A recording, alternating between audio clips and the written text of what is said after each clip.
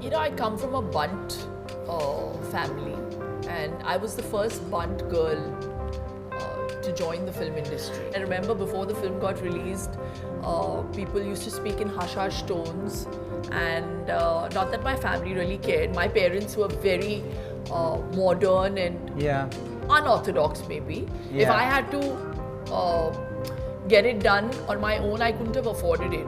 But there was this photographer who had come down from the US, and he had rented a bungalow beside my building, and he saw me at this competition, which I lost, by the way. And he said, you know, I think you look very good on camera. Let me shoot you. Yeah. My son, not really, he doesn't really love it. He doesn't enjoy it.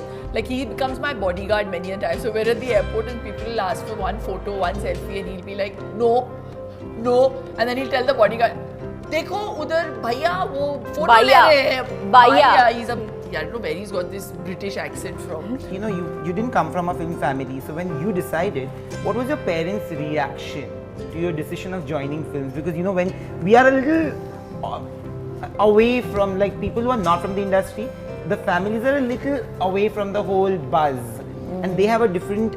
Back then, I think, because my family, the parents' ages would also be similar arrangement. So I think people would also have a certain kind of perception about the industry, which is not really good all the time. You know, I come from a bunt family, and I was the first bunt girl to join the film industry. I think Aishwarya was a model before that, or became a model after that. I don't know. It was very.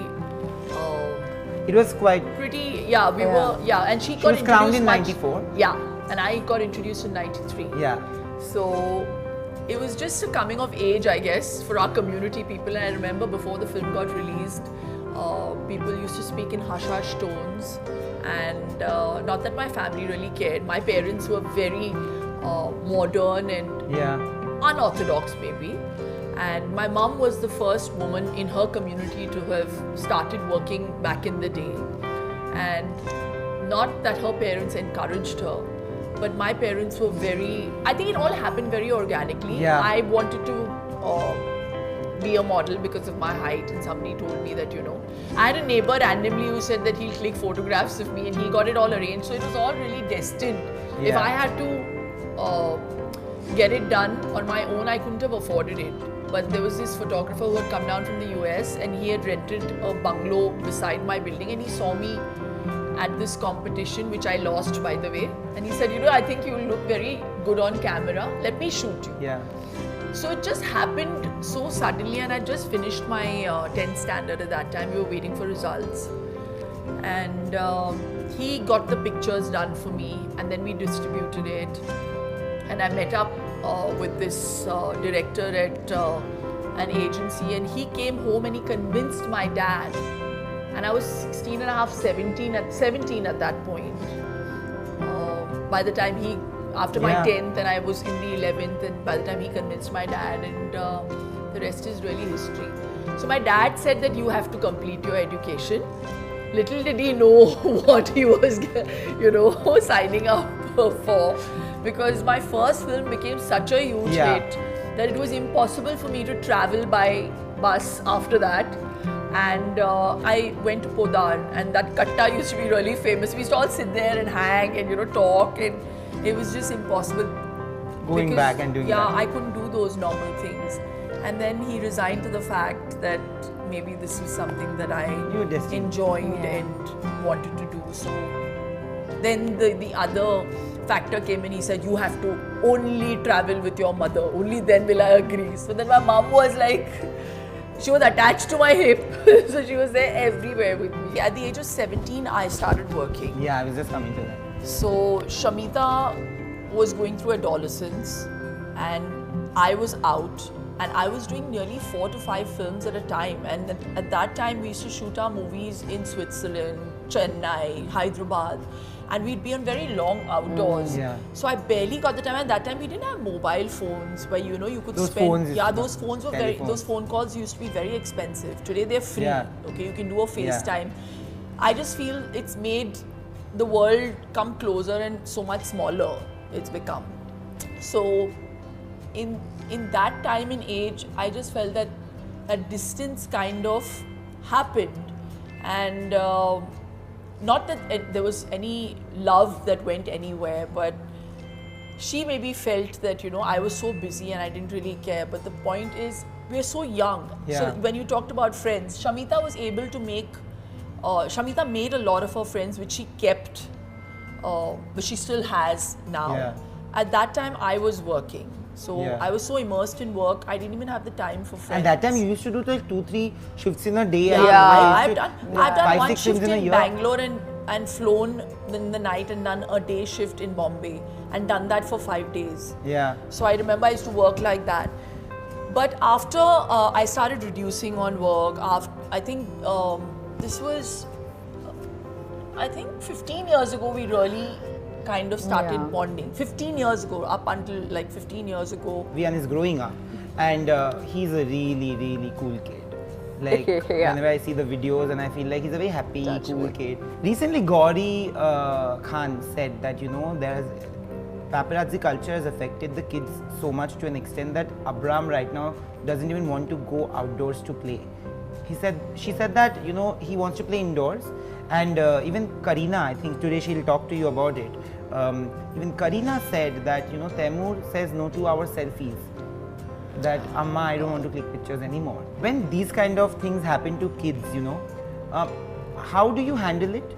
And what do you think of it? Because of course you are very close to Vian and you can see what's happening around in the industry. I don't think Vian ever like had that. a problem, touch wood. He's a very confident kid. I mean, you speak. He's your child. Why am I saying this? Why are you speaking? Yeah, I know. Exactly. But I mean, I have to, you know. I'm like the Masi. Yeah. Yeah. You know, it really is the perspective you see the situation in. So for me, I'm part of this milieu. It's become my life. It's not anymore a part of my life because I am known, and it's something that I'm very proud of. My son, not really. He doesn't really love it. He doesn't enjoy it. Like, he becomes my bodyguard many a time. So we're at the airport and people will ask for one photo, one selfie, and he'll be like, no, and then he'll tell the bodyguard, देखो उधर भैया वो photo ले रहे हैं. Bhaiya. He's I don't know where he's got this British accent from, but when it comes to the paps, I've made him understand that, you know, these are people who have been mama's friends, and it's their way of livelihood, and you must respect that. So if you can, please smile at them and say hello and be polite. And he does just that. So he doesn't mind. He understands that this is part and parcel of, you know, the film industry, and the paraphernalia is not going to stop. And I don't think that, you know, it's what you put into your child. So you can't stop living life. He still is going to go out and enjoy himself and do whatever the heck he wants to do in life. But I'm just teaching him that this is my world, and he respects it. You are very healthy because just like I told you that I follow She your doesn't recipes diet and make either. I don't diet. We're both foodies. We only get to see you Sunday binge. I have made a lifestyle modification which has become the way I lead my life. It's become my life. So there is there's no secret out there, and I share it on social media. So everybody knows that Shamita, yesterday as you saw, she sneaked on my ice lolly moment. I was having this very private moment. Yeah, you know, thank you, Lucky Stars. She also licked her finger as well. So I didn't record that. I saw that and I was like, okay, let's record this. And after that, she became quite civilized with whatever she was doing. But I love them. I think that's something that you need, and it's more real, you know. I'm just saying that, you know, at times when I look at videos of diets, I do feel that they are not like real. Like, मतलब कुछ भी बोल देते हैं कि अच्छा ये कर लो वो कर लो. When I see your videos, when I see the food you cook on your show, they are actually very nice. Like, you know, you can easily make it. And coconut sugar. They're not saying you don't have sugar. So I use healthy alternatives. I just feel that there is this whole preconceived notion with the word diet itself. You know, the minute you say diet, you think it's oilless. You think it's taste free. You think it is. You think it is something that you are not going to like because you already have that notion in your head. You know, you're already preconditioned to believe that diet means you have that element of taste is going to go. So I just feel that in life you have to do things within limit, and whether it be personal, professional, or even food. I think that balance is what defines that whole idea of not to overdo things is where the whole concept of healthy eating or lifestyle modification comes in. And I try to